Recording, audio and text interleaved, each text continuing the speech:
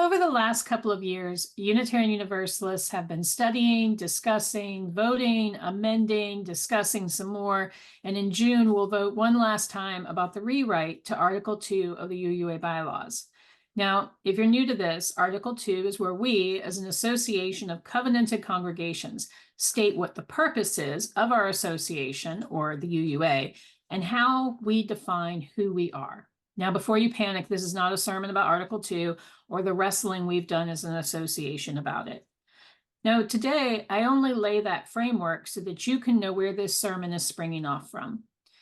In the second section, after the purpose, the proposed Article 2 says this, quote, "As Unitarian Universalists, we covenant, congregation to congregation and through our association, to support and assist one another in our ministries.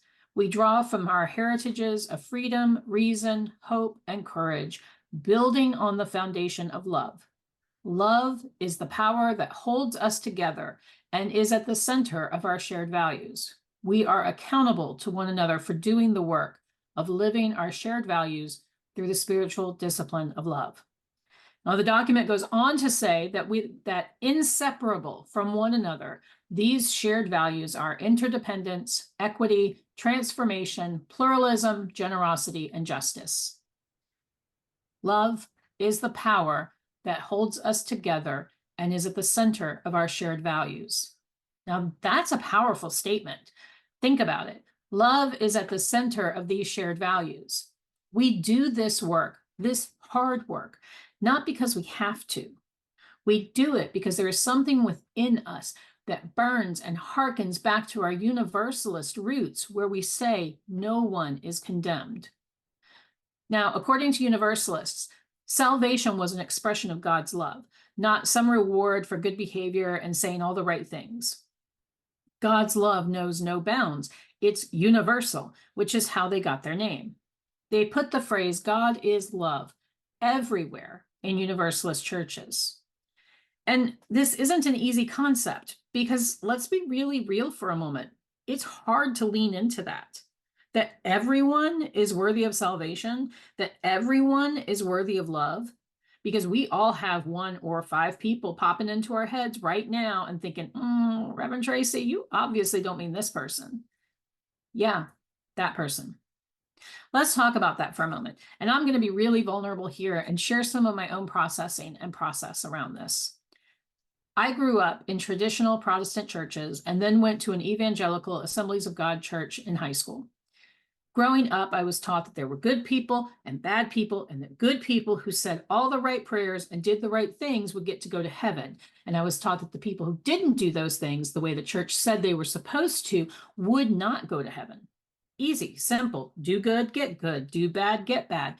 Follow these constantly changing lists of what to do and what to believe and how to behave, and you too can get the prize of heaven at the end. Simple, easy. Except that's not what it's about. Scholars have shown that the turn or burn sentiments professed by many Protestant denominations isn't actually part of the original message. Now, we won't be diving down that rabbit hole today, but it is definitely a special interest of mine, and I'm always down to chat about it over coffee or any other beverages anytime. I will say, however, that it was during my time in the Assemblies of God that I really began to question how selling fire insurance was going to transform into people having real relationships with God or others. Because if all we ever had to do was a quickie mantra and the slate is made clear and we never actually had to deal with any of the harm we caused, how is that going to make the world better? I also struggled with the concept of a God who was supposed to love me and yet apparently hated these other people. And that never sat with me. I was apparently a Universalist well before I even knew there was a word for it other than heretic. I was also a Unitarian way back when, but I've always been more of a Universalist than Unitarian, like 70-30 split, I'd say. After I'd irritated enough of my professors at the Assemblies of God Bible College I attended, I left to wrestle with my questions alone. For me, there was a need to believe in something bigger than me, and yet I needed that something bigger than me to be above the arguments about who was good or bad based on what they believed. Now, during that time in school, I heard a quote that sadly I no longer have the attribution for, and it was very simple. All truth is God's truth. That was the first crack in my belief structures, because I'd been told that people who believed different than me didn't believe in God and therefore would not be going to heaven. But no one could answer for me the conundrum of how God would create people that would ultimately be condemned. That made no sense to me. Why? Because I deeply believed in the concept that God is love. And that didn't look like love to me. It's like telling all your children that they can have candy if they are able to recite a complicated equation or a long quote from memory, knowing that you have kids who are neurodivergent and struggle with memorization, or worse, you have littles who can't even speak yet. Would you keep them from getting the candy? Would you reward one of your kids and not the rest? Maybe. I mean, there are those parents. But I wanted to believe that if God was all-knowing, all-loving, and all-powerful, they would be above that. I constantly struggled with the idea that there are people who I don't like and whose behavior I find absolutely abhorrent is worthy of agape love. Now, agape love is that transcendent love that is the highest form of love, beyond the love we have for our family, beyond the love we have for our friends, beyond the love we have for those people that we're in romantic relationships with and that we get gross with, according to one of the children interviewed in our Time for All Ages. Agape is the word used in the early Christian scriptures to define the love that God has for us and that we are to have for one another. You might remember that the only commandment Jesus ever gave in the Gospels is to love God with all your heart, mind, and soul, and to love your neighbor as yourself. And they both use the same word, agape. Now, I realized that both accepting and living out that kind of love is hard. Accepting, because I did not have that kind of love shown to me and my family. So it was hard to understand why and how I could be loved like that. Living out that kind of love, because did you watch the news this week at all? I mean, come on. And yet, that's also part of the Universalist beliefs. They believe that God is love and we are to work to share that love with our fellow humans. That's the work. For the Universalists, abolition, love. Women's suffrage, love. For us, anti-racism work, love. Working to reverse climate change, love. Building beloved community both within and outside of our congregations, love.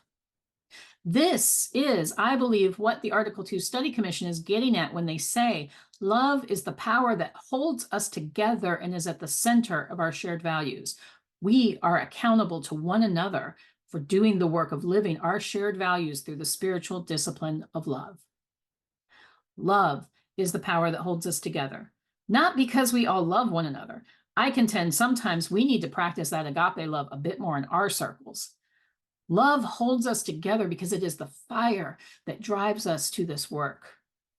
Love is at the center of our shared values. Now, I won't go into all of them today, but I encourage you to sit with the proposed values and look at them through the lens of love being the center of the work we do. Not family or friend love, agape love.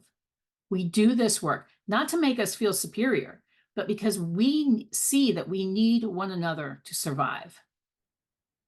We are accountable to one another for doing the work of living our shared values through the spiritual discipline of love. Covenant. That's the accountable part. Our faith is non-creedal. We don't tell you what to believe. It is, however, covenantal.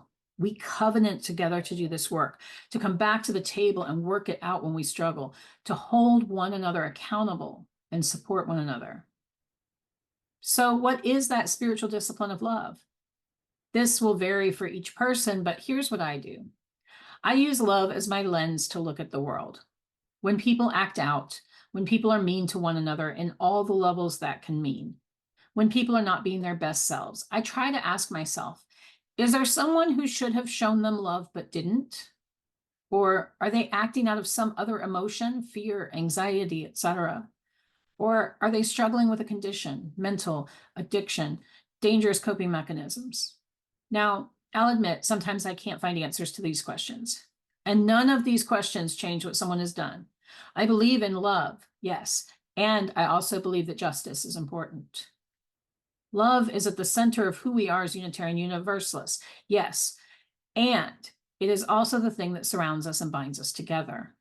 When we come back to the table, when we work towards finding ways to balance justice and redemption, when we work to bring about beloved community, it is the love that we have for one another that holds us together. This is the place where you come back to heal your wounds, to share your joys and sorrows, to learn, to listen, to love, and be loved. That is powerful. So yes, love is at the center of all we do, and it is what surrounds us and holds us together. Lofty aspirations, sure, probably. It does sound rather pie in the sky hopeful, doesn't it? But no one said that being a Unitarian Universalist was easy. I've even said there are days I miss the knowingness of being in a creedal system that dictated what I believe and how I should act. There was comfort and security in that, but what was missing was love. Sure, I was told that God loved me, unless I screwed up and then I was going to burn for eternity. And that didn't feel like love to me. There was nowhere to go to say, I'm struggling with this. Please help me, without being judged and condemned. But here, in this community of people working together towards a goal of liberty and justice for all, and that means all, not just the people we like, we can hopefully say, I'm struggling with this. Please help me. And we are met with of course, let's talk it through. How can I support your growth? That is agape love. This love that surrounds us and holds us together means that even when it gets hard, even when we're sniping at one another because of our stressors in our lives or our own pain or our own fear, we can say, I love you. There's a lovely round that was written by Elizabeth Norton using the meditation written by Reverend Dr. Rebecca Parker. And it goes like this. There is a love holding me. There's a love holding all that I love. There is a love holding all. I rest in this love. There is a love holding us. There is a love holding all that we love.